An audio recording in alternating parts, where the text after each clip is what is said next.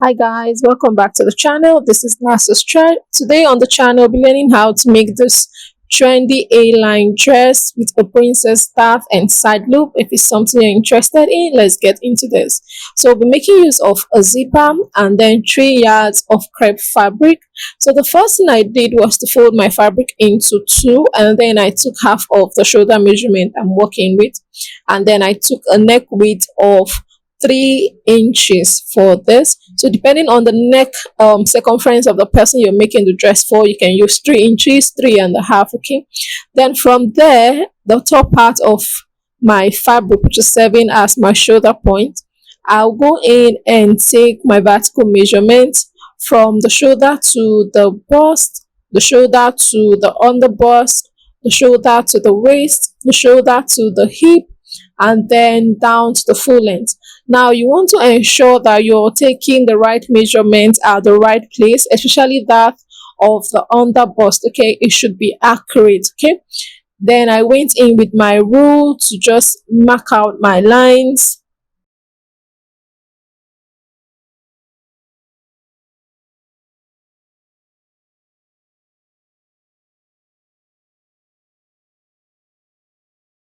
Okay, so we have our lines all down.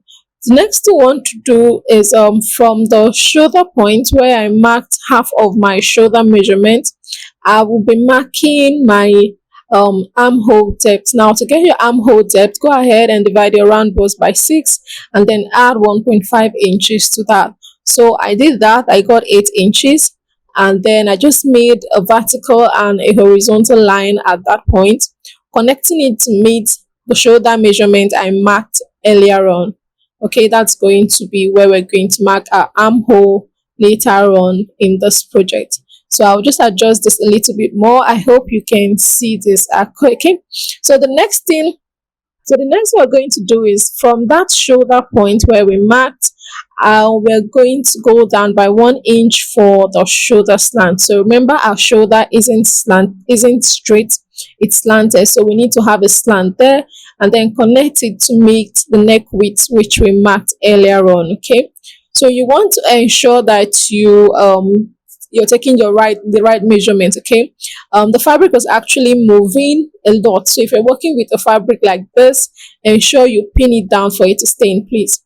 Then for the neck depth of the front, because we're cutting that of the front firstly, I'm using a neck depth of 4.5 inches. Now you can use more depending on how open you want it to be for your client, and I just went in with my curve rule to just get a simple C curve at that point. So like I said, you can use and also you can use any neck design you want. You can use a V-shaped design, you can use a sweetheart depending on what you want.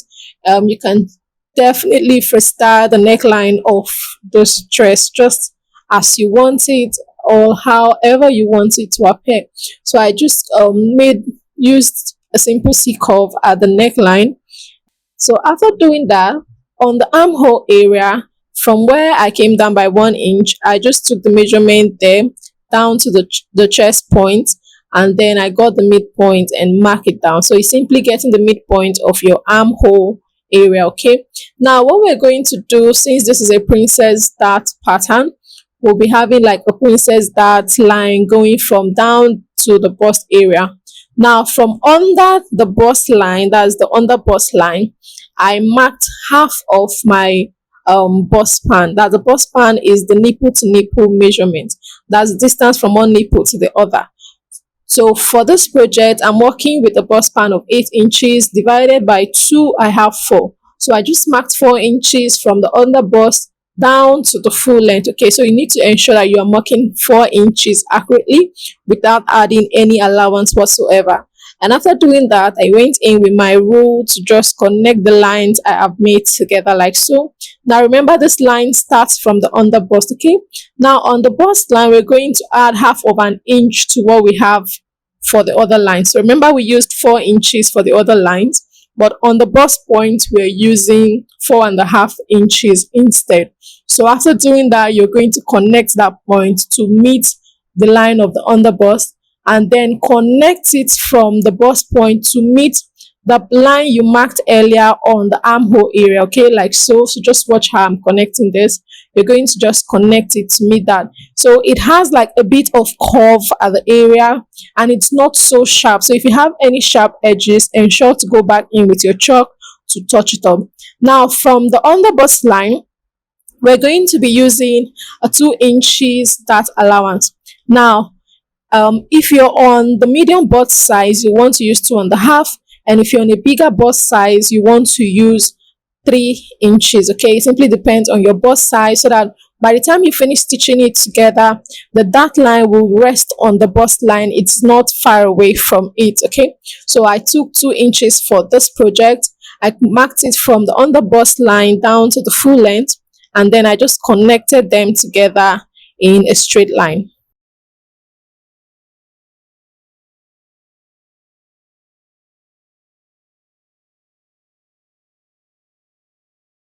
Okay, so after connecting it together, you can see what we have there. This is a 2 inches difference. So if you're using anything other than the 2 inches difference, you will also see that. Now from the armhole line where we connected the first line, I went down by 1 inch. All right, made a mark there. Then what I'll do is to connect from my on the bust line to the bust line using my curve rule, like so. So you can see how I'm using this. You want to place this properly and just give it a curve to meet the under bust line. Okay, so if your lines aren't accurate, you want to touch it up with your hands. Just use your free hand to curve that, and then we connect from there to meet the 1 inches line we came down by on the armhole area. So you can see how this area is. Now this is also curved. You can see the bust curve already that this is giving.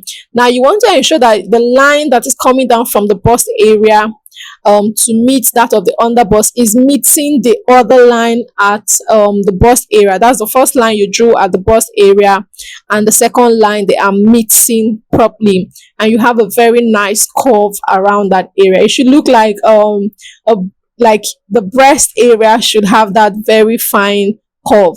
Then from the armhole, I went out by 1.5 inches extra. This is to ensure that we have no shortage by the time we start stitching this together. So I started taking the horizontal measurement. You take the round bust measurement divided by 4, and then you add the dart allowance you have on this.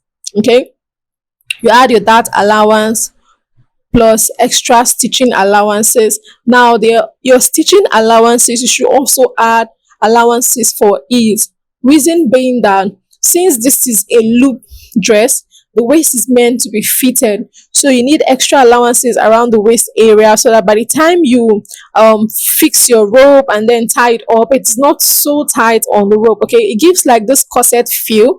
So if you want it to be so tight, then you want to go with your accurate measurement. But if you want it to be a bit free on you, you want to add a little, say 1 inch extra to that. So I did that, took that of the bust, the waist, the hip area, and I connected that together. Now for the bust area, I added an extra 1 inch. Now remember the 1 inch we came down from the armhole area by, so that is 1 inch. You want to ensure you add that to yours so that you have a little more ease around the bust area. So you can see what we have here. So earlier on, I didn't mention this. Your fold should be as wide as you want your A line to be. So I folded mine by 25 inches wide. So if you want yours to be 25 inches wide, you fold yours by 25 inches. If you want yours to be more, go ahead and fold it by how wide you want your A line to come out. Then from the hip area, just connect it down to the full length in a slanted line like so. So you can see how I'm connecting this. This is how you should also connect yours. Okay, so this is what we have down there going to the floor. So this is what you should have at the end of the day. This is actually not so stressful. I hope you got this perfectly. Okay, so this is what we have for our front. Now for the arm area, I'll just go in with my curve rule and just make my curve on that point to connect the armhole curve together. All right, So this is what this looks like by the time we finish doing this. So you can see the curve we have there. I will just touch up the lines so you can have a perfect view of what I'm trying to explain.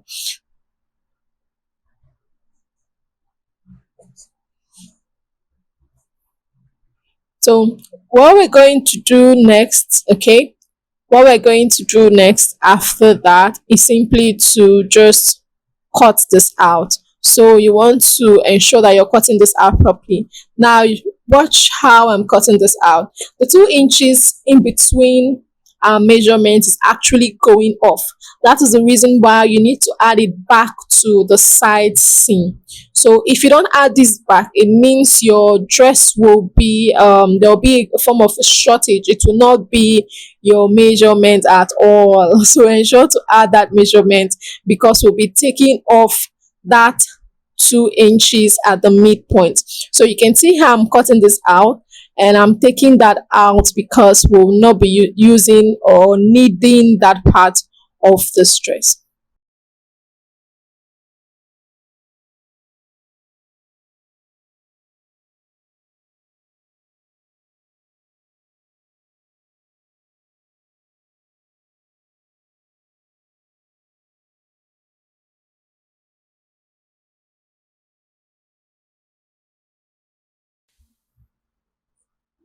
So you can see this is what we have for this. So this is the sides of our front piece.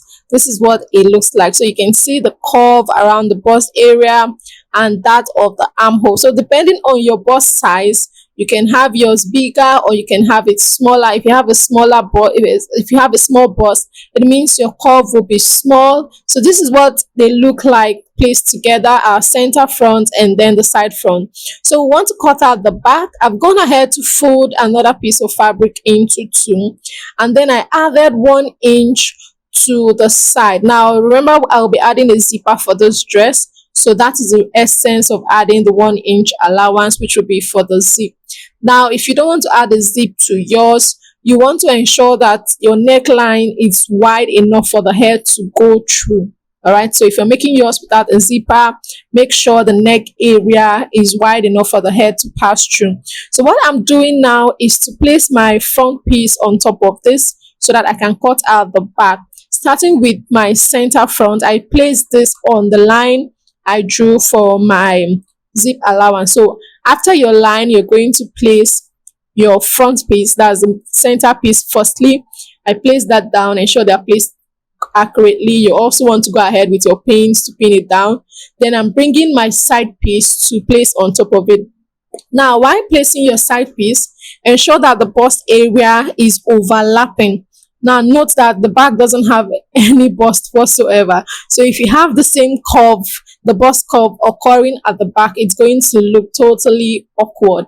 So while placing the side piece to the piece, ensure that the bust area is overlapping. So just overlap it to the center front, and ensure that your lines, that's the lines you have, the under bust line, the bust line, the waistline, they are all aligning properly. Now this will ensure that when you take your measurement or when you cut out, it is going to come out looking nice. So what I'll do is to cut this out. I'm going to cut out from the sides firstly. So watch how I'm going to cut this out. We're going to trace out the sides, that's the end part of this firstly, so that we can take out the front part and then get our back piece.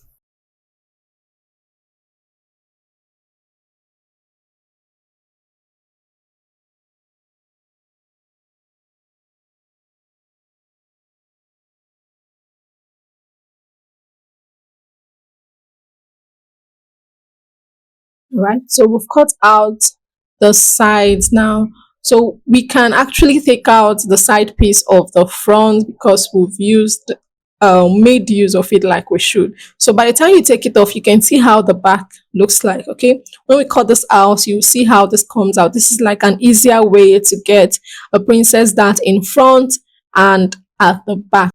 So we want to work on the back neck depth. So remember, the width of the front and the back needs to be the same.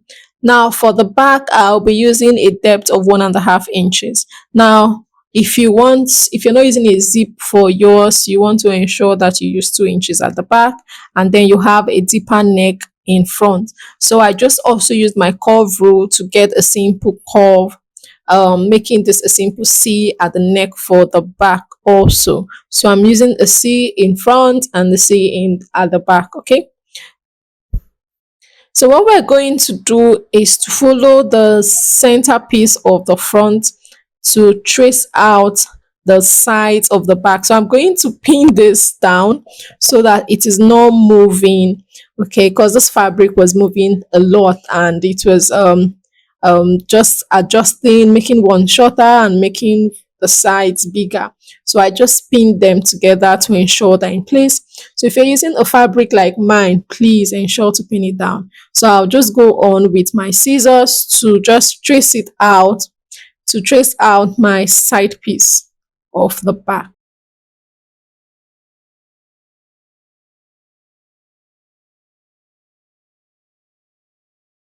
All right, so we've done that. So this is what the back looks like. So you can see there's no breast curve whatsoever. This is what the back should look like. Now for our loop, I'm going to be measuring where I want this to start from. So this will be starting from under the bust line, and then it will be having a difference of 1 inch. So from the bust line, 1 inches downwards will be the next, and then the next and the next. So I'm going to be fixing 5 for each side. So I have 5 for the right side of the front and the left side of the front, and then 5 each for that the piece of the back, since we have two side pieces for the back. So it's going to be 5 inches. If you want to use 4 for yours, you can. And I just made marks at that point to indicate those areas. All right, so 1 inch difference between the 5 lines starting from the under bust line, and then I just made marks at those points to indicate them. So for our sleeve, now you can use any sleeve of your choice, but in this case I want to be using a sleeve that has a form of flare at the wrist area. So from I've gone ahead to fold my fabric into 4, and then from the top I just took my bicep point, came down by 4 inches, marked my elbow line and then the full length. Now, considering the fact that I'm adding something to the wrist area of this, whatever length I'm using for the sleeve, I'm going to add 1/2 inch to that, which will serve as my joining allowance. So after doing that, I just went in with my rule to just make lines at those points. So you can use a bishop sleeve for yours, which is a sleeve in the video, the beginning of this video, but I wanted something different from the norm what I see on every sleeve. Okay, now on the first line, what I'll do is to take the my round armhole measurement divided by 2. So we're making our measurements divided by 2 now. So I just took that down, the armhole measurement divided by 2, the elbow measurement, that's the circumference, divided by 2, then the measurement of the wrist divided by 2. So you want to take a loose measurement. It should not be fitted. Okay, you want to take a loose measurement. It should not be fitted. I don't want it to be snugged around the wrist. I want it to have like a lot of space around the wrist, because it's going to have like a flare at the base. Then after doing that, I added 1 inch extra from the base down to the top, which will serve as my stitching allowance. And I went in with my rule to connect the points I've made together like so. All right, so this is what we have. Next thing I'm going to do is to make a line from the top of my sleeve to meet the other point like so. Now I just made a line from the top of the fold I have here for my sleeve to meet the measurement I took for my round armhole. So you can see what I have here. Then I'll take the measurement I have around that line and then get the midpoint, mark it down. Now this midpoint is going to help me to make the curves around my sleeve accurately. So I just folded my tape into 2 to get the midpoint. Sorry, then what I'll do is that from this other end, I will just go up by 1/4 of an inch and just connect it together. And then from the other end, I'll go down by 1/4 of an inch also and connect it to meet the other end. So this is like a simple way to get your sleeve. So this just comes out perfectly, okay? And I just went in to just cut out what I'll not be needing using for this. All right, so this is what we have for the sleeve. So what I'll do is to arrange this properly and then make a notch at the midpoint and keep it aside for now. All right, so for the flay, that's the base of the sleeve, which is the flay, I have this little piece which I folded into four. Okay, I want to use this to cut my flay. So I have one end that is folded, that is closed. Okay, that is where my measurement is going to be starting from. Now remember I said I want the wrist area to be loosed, so I'm going to take the same measurement I took from that of the main sleeve while cutting it out. That is what I'll be using, and I'll divide that by 4. So say for example you have 6, you divide by 4. In this case, I'm using 8 inches for the base of my sleeve. So 8 divided by 4 is 2. So I'm going to take exactly that 2 inches and just mark it round. The reason why I'm taking exactly 8 inches is because remember we have like the extra allowance we added to the sleeve for joining, that's the joining allowance. So I added that also to this. Okay, so you're going to mark that 2 inches all round the circumference, which would be the radius in this case of your sleeve. That is the opening where you'll be joining to the other part of the sleeve. So I just took 2 inches all around. Now if by the end of this I have any excesses, I'm going to just split up my excess to the sleeve. So I'm gone ahead to just mark my 2 inches down. Now for the length of my sleeve, I'll be using a length of 5 inches. So depending on you, you can make yours bigger, but because of my fabric, I just made it 5. So ensure you also add your hemming allowance to that, or you can just use a serger to hold the mouth of your clothes by the end of the day, of your sleeve by the end of the day, to give it a neat and professional finishing. So I'm going to go around this and mark 5 inches all round. So you want to mark this down all round. Okay, connect them together properly.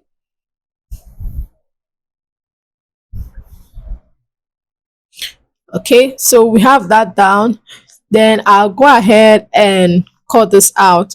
So like I said, if you want yours to be bigger, you can do that, or if you want a different sleeve altogether, you can also do that. That also works. Okay, now at the top part of this, I'll be adding 1/2 inch while I'm cutting out. This will be the allowance for my joining so that the length is not shortened. So you can see this is what we have. All right, so placing my wrist around this, you can see it's loose because that is what I actually wanted. If I have any excesses on this, I'll go ahead to pleat it like I said. So I'll open one end of this and I'll show you how we'll be fixing this to our sleeve. So bringing in the base of our main sleeve, this will it's going to come in like so. So you're going to be placing this right side to right side, stitch it down, and then it will look like something like this. Okay, so ensure to cut another piece for the other part of the sleeve. So we want to get right to working on our dress. So what I went on to do was to just cut out little piece to serve as my loop. It measures 3 inches in length. If you want yours to be longer, you can actually do that. Just make something nice, and it's not your loop should not be too far. And I placed this on the marks which I made earlier. So you want to have 20 of this, 10 for the front and 10 for the back. That's for the center front, you should have 10 on both sides, the left and the right. And then for the back, since we have 2 pieces of that, and then you go ahead and stitch them down to keep them in place to your piece. So we're going to repeat the same thing for the back piece also. So this is what I have after I stitched that of the front, and also for the back. So this is the two piece of my back. This is what it looks like after I finish stitching both of them together. So we want to start stitching our piece together, right? This is a princess dart. We're going to stitch our piece together to make up our dress as a whole piece. So I'm bringing in my side piece of the front, starting with the front piece now. I'm going to be aligning this together, placing them right side to right side. So you want to pick the side that matches to the side, place them together, go ahead and stitch it by half of an inch. So this is what we have after I finish doing that. This is that of the front. This is what it looks like after we finish stitching it down. Okay, so this is what we're going to have at the end of the day. You want to stitch it down properly, so you'll be stitching this down by half of an inch. All right, now for the back piece, I also went ahead to do the same thing. I just stitch them down properly. Okay, so this is what we have for the back. So we want to join the center back of our dress together.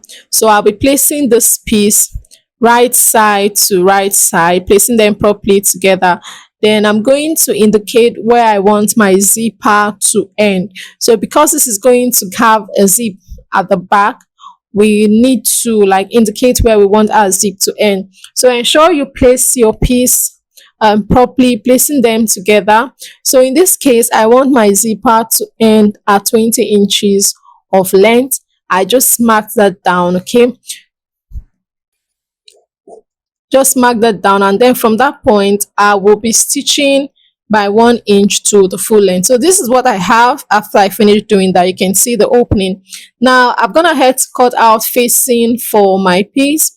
So you can use a bias if you want to, but I just decided to cut out the facing for this. I'm going to use this to turn the neckline of the back, and then I'm going to add my zipper to this. Then for the front also, I've also gone ahead to cut out the facing for this. I'm just going to use this to turn my neckline of the front, iron it down to the wrong side. So this is what I have for the back. I've turned it with my facing. You can see how it looks like. It looks neat inside. And I went ahead to just fix my zipper. So I used an invisible zip for this. So you can see how this makes it to look like. You want to use a matching color of zip, okay, to your clothes, so that it gives it a perfect and a professional finishing. So this is what we have for this. You can see how neat it is. And I went on to iron open my seam lines on the inside.